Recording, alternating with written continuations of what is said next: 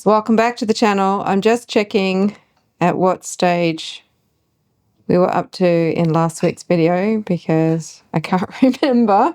I'm pretty sure gave you a bit of a walkthrough and we were about to install this bit of carbon-nomics panel with a little bit of a curve into it onto here. So obviously Shayne's done that. It was a little bit tricky, wasn't it, Shayne?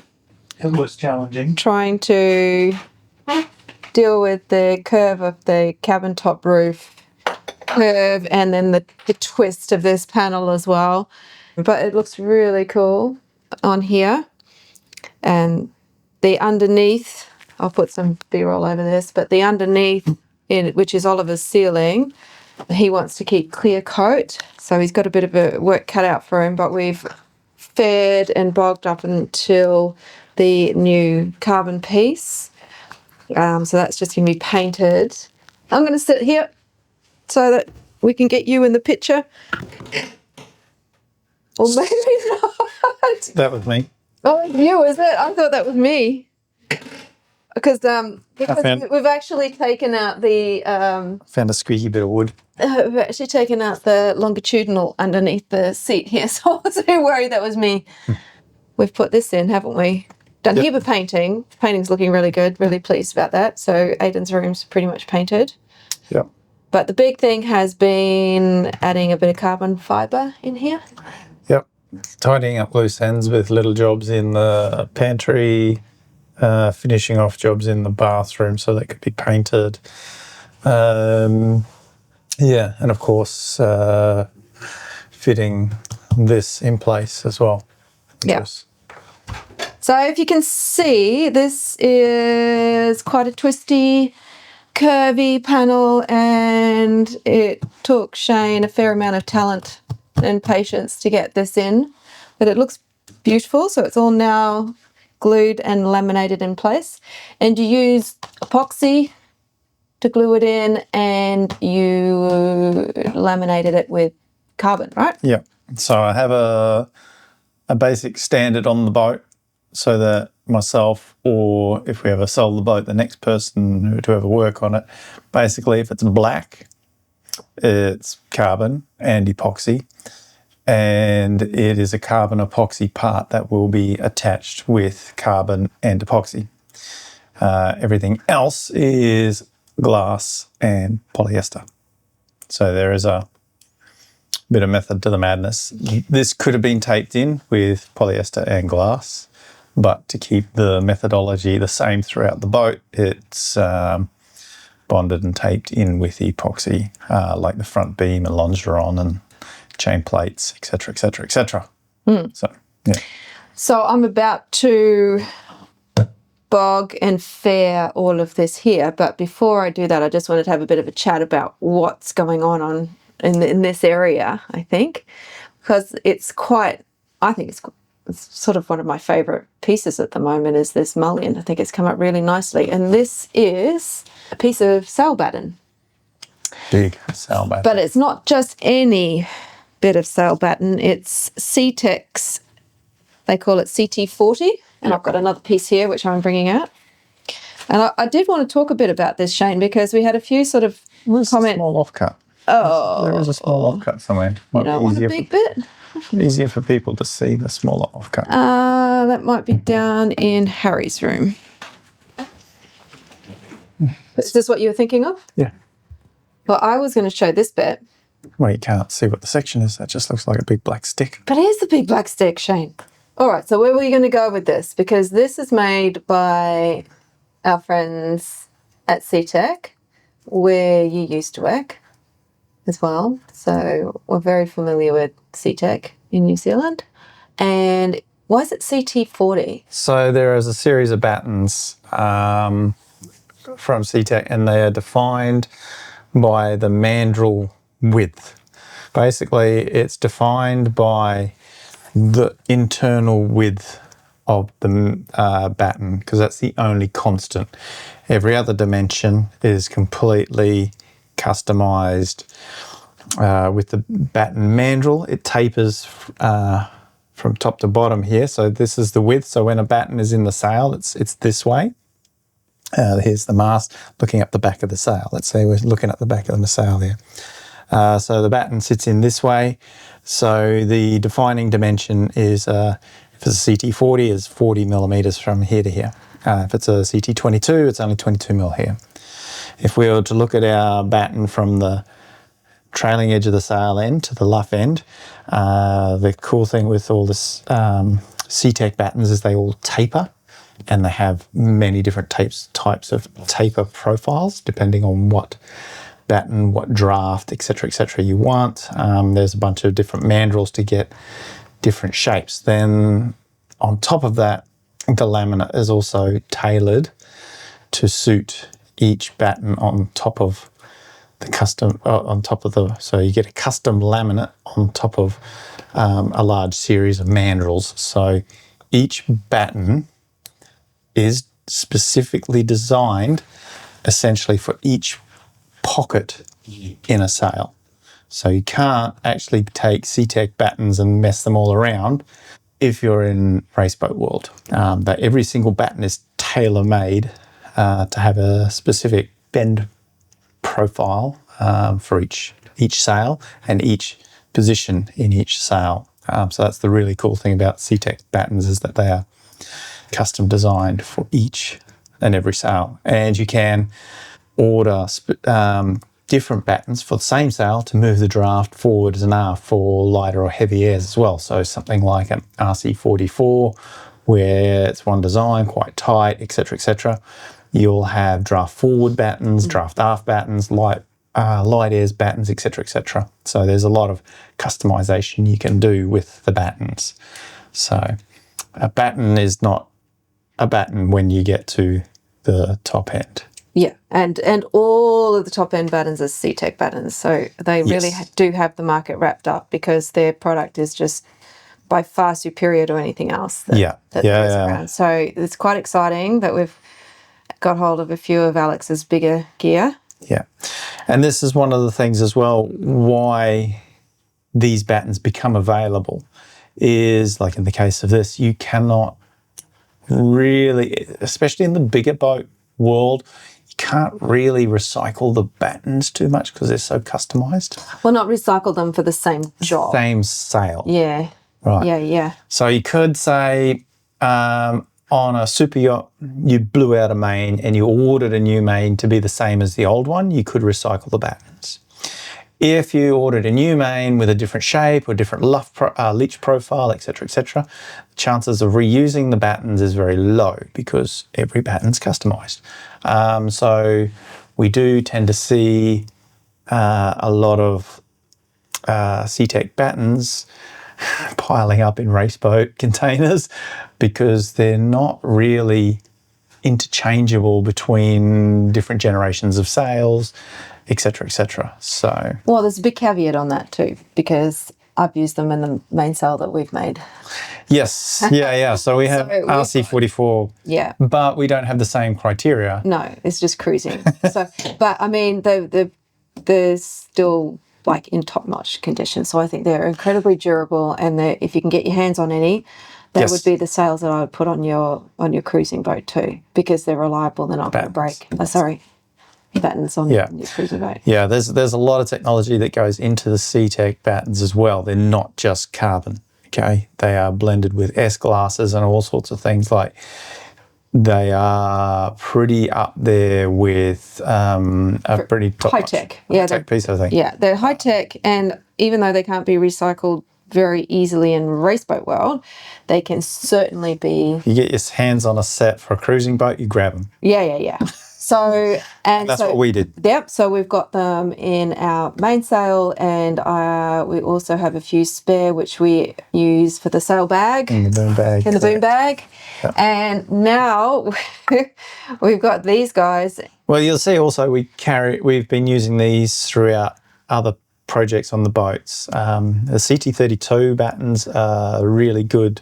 Or CT33 battens, sorry, are really good for most of the other stuff that we've used outside. Solar panels. Yeah, solar panels, hard top, etc. That's a really good size for general. I got a carbon piece of RHS for my boat. Yeah, and they look nice. I mean, you don't have to do much to them to finish them off. There's a nice carbon finish on them. So yeah, we've been using them. But these guys, This is a whole different world. yeah. So these, from memory, are potentially all high modulus carbon. Alex was probably giggling at me right now. Yeah, you can correct us, Alex. No, those ones weren't high modulus. They were such and such. But yeah, so battens are made out of HM, intermediate modulus, standard modulus, and S-glass. They use the full quiver of materials to make these things. These ones potentially are HM. That would have been early eras because the sail this went into needed some pretty grunty battens. Yeah. Okay, so enough talking about the battens. I want to talk about how we're going to use them because I think we had Evan commenting about cutting them in half and using them for stuff. Well, no, we can't cut them because as soon as we start cutting them, it's going to lose all its strength, isn't it? Yeah. So when I say cut them, I mean this way, not split. Splitting them and turning them to C channels, U channels, and all the rest of them. Okay, so these battens are quite unique as well in that they are not like a carbon tube. They are a batten, and their primary load is in compression, and you actually want them to bend a bit. So they got some unique characteristics which give them fairly unique laminates as well. This means that there is a lot of unidirectional and only just enough what we call hoop fibre. So that's so unidirectional means that's the timber moving. By the way, this is solid. Yeah. So when we look at the fibre orientation in a batten, this is the 0 degree or the longitudinal uni goes along the axis of the batten or the section. When we talk about hoop, we're talking about fibres that are off axis. So that's fibres that go around at 90 degrees, plus and minus 45. And in the case with C-Tech, they use a lot of plus minus 60 as well. It's something that they're really, really good at, and it depends on what the application is whether they use 45s or 60s, et cetera, et cetera. So there's a lot of really cool stuff, but there's not a lot in it, generally speaking, because they're all custom, if it is a batten. So we have to be very careful about where we put these in the boat and the application of C-Tech carbon batten in the boat. So how do I know if there is a lot of hoop or not? The cool thing with pre-preg is when you cut it end grain, you can actually see the change in fibre orientations. You can look at the end and you'll see a really dark black, which generally indicates the 0 degree fibres, and then a lighter, more silvery, graphite-y grey colour, which indicates a fibre change, whether that's 90 plus minus 45 or 60, you don't know, but it indicates the fibre orientation change. But what you can see is there's not very much of the off axis in relation to the 0 degree fibre. So that's one of the first things I look at. If I've got an old batten, is I'll go and look at the end and sort of try and see what's in it. And that will give me an indication as to what I could use it for on the boat, whether it's just going to be a compression related strut, or whether I can use it as a beam in bending, where or whether it's a component in a beam, and I can grunt it up with some off axis on the outside. So I can laminate carbon on the outside to sort of try and carry some of the off axis loading, but it's very limited as well. So there are a lot of caveats into recycling stuff, and that's understanding what you've got and what you're recycling. So when you're talking about compression, we're going to use a piece of this for our underneath our mast base as a compression post, aren't we? Yeah, as a A backup. little bit of it. There's nothing wrong with what we've got at the moment, but we're sort of trying to future-proof ourselves a bit. The katanas do have a bit of timber in the mast base. Correct. So if that timber at some stage does... Ever got wet or moisture into it Rot. or had some issues with it? Yeah, and we have seen katanas where that has happened. Well, not just katanas. I've seen gunboats and Shonings and lagoons. That did Justin's one. Oh, yeah. You know, it all happens eventually because someone drills a hole into that particular section, moisture gets in, water rots, and you end up with a mast compression post failure. Not uncommon. So we want to protect ourselves a little bit because we have the material. The bulkhead is exposed. I'm going to glue this great big whopping lump of carbon to the back of the bulkhead, which will be attached directly to the bottom of the mast base, and that main bulkhead. Yeah. Yeah. And then that's going to be, so that's going to be another place that we're going to use this. We were thinking we would reinforce, I'm not sure if this is in the picture, we were thinking of reinforcing this mullion as well, but I think this has done enough of a job. We got the kids to jump on it last time, in the last video, I think, and it's fine. So we don't need to add any more there. I'm going to replicate this on the other side, on the starboard side, but we are going to put a nav station insertion in here on the other side. But we'll get to that later.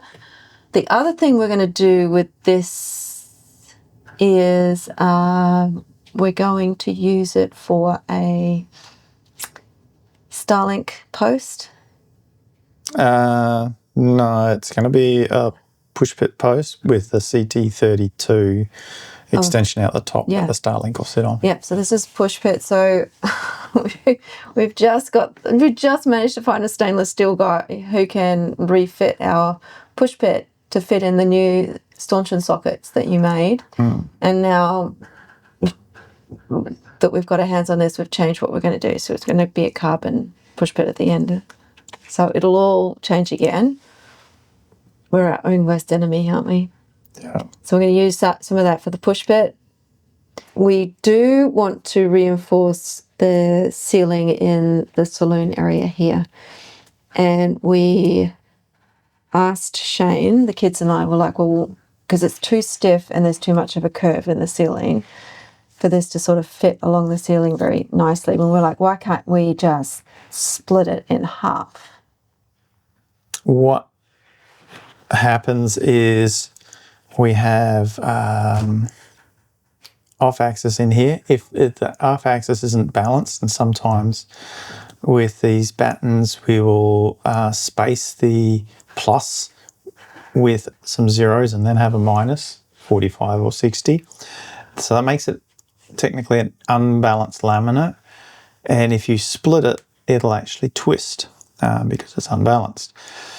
While it's all contained and balancing itself in a section, it doesn't twist. So that's one reason.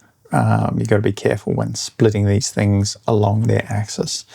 The other reason is if we were to cut this section here from a rectangular hollow section and we cut, say, the bottom off and made it a C-section, we've actually taken away the structural integrity of this being a rectangular hollow section and being super stiff. So the stiffness that this carries, because we have carbon on the top here, which is the top flange, and then we have carbon down here, which is the bottom flange, and it's the spacing of the top and the bottom flange that makes this stiff.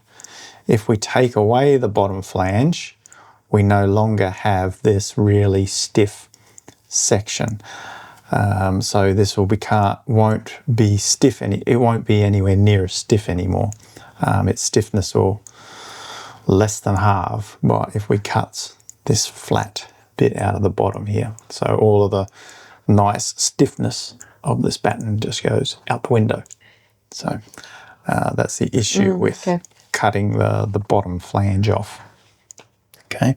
It also means that the loading gets transferred into the little edges of, it's now a C-section, and the stress gets concentrated on the ends of the C's here. So there's a lot of stuff that goes the wrong way for you when you split this from being a rectangular hollow section and turning it into a C-section. And we don't need it for our solar panels, because we've got some very nice spreaders, carbon spreaders. Yeah. That we're going to use there, so that's very cool. And we've got some carbon fibre jockey poles that are going to be our dinghy davits, so we don't need it there. Yes. But I think the big thing that we'd like to do is just stiffen up this sort of cabin top. The cabin top roof. The only reason being is that it's been fine for the 35 years or whatever it is, and it's currently fine. It's only because of what the new task that we want to make the cabin roof top do. Yeah, we really want to change a lot. Well, we want to change the other bit we were going to maybe be able to use it for is stiffening up the transom back beam if we wanted to put the traveller track on it. Yeah. So we can use it in that application. Yes, because it'll be a lower flange in the I-beam of the aft beam. So all I need is the straight unidirectional component of the batten, and that's what this is a lot of. So it will be very good in making our a back beam. Yeah, the back beam definitely needs a lot of stiffening up, especially since we put the front beam in. You can feel the difference in the front beam and the stiffness. But I think, you can feel there's a little bit, it needs to be a little bit more grunty in the back before you start putting traveller tracks and all that sort of load on the back beam. Yeah. Well, with putting the traveller track and having the main sheet pulled from the middle of the beam, it was never designed to do that. So we need to make sure that that's okay. And then the same, as I interrupted Shayne, the same now with the cabin top is that we're going to use it for something that it was never designed previously to do. So, and a lot of that is going to be sheeting points and... Yes, so there will be a lot of headsall sheeting from the cabin roof now, rather than the sheet coming right from the aft. The sheeting still goes to the aft cockpit, but the sheeting tracks come out of the cockpit and onto the roof. So the roof now takes a lot more sheeting loads. Yeah, well, hopefully.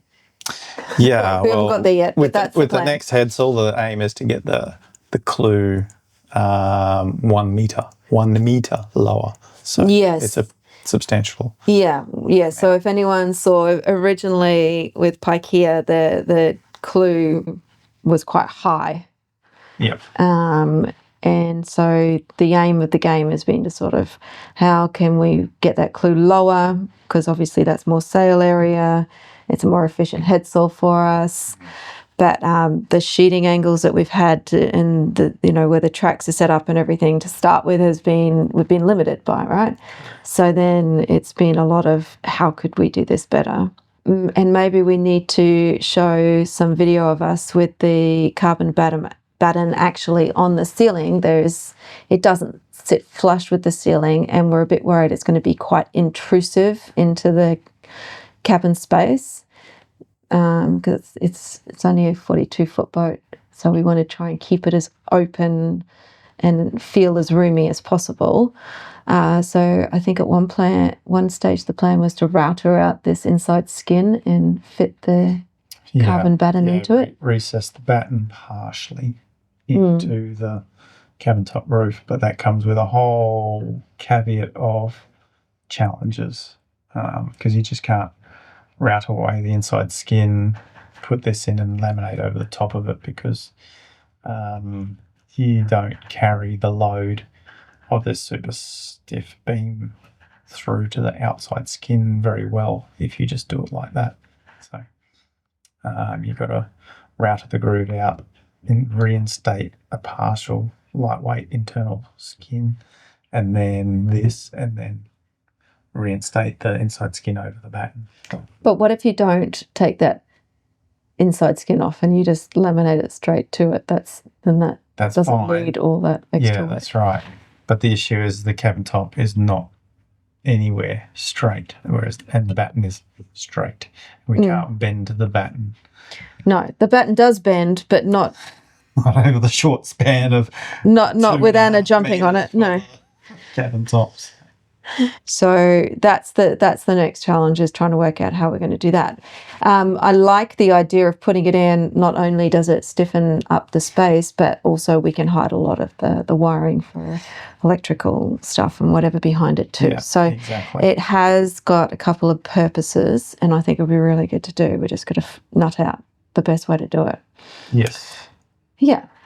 Yeah. So I think that's about where we are. Yeah.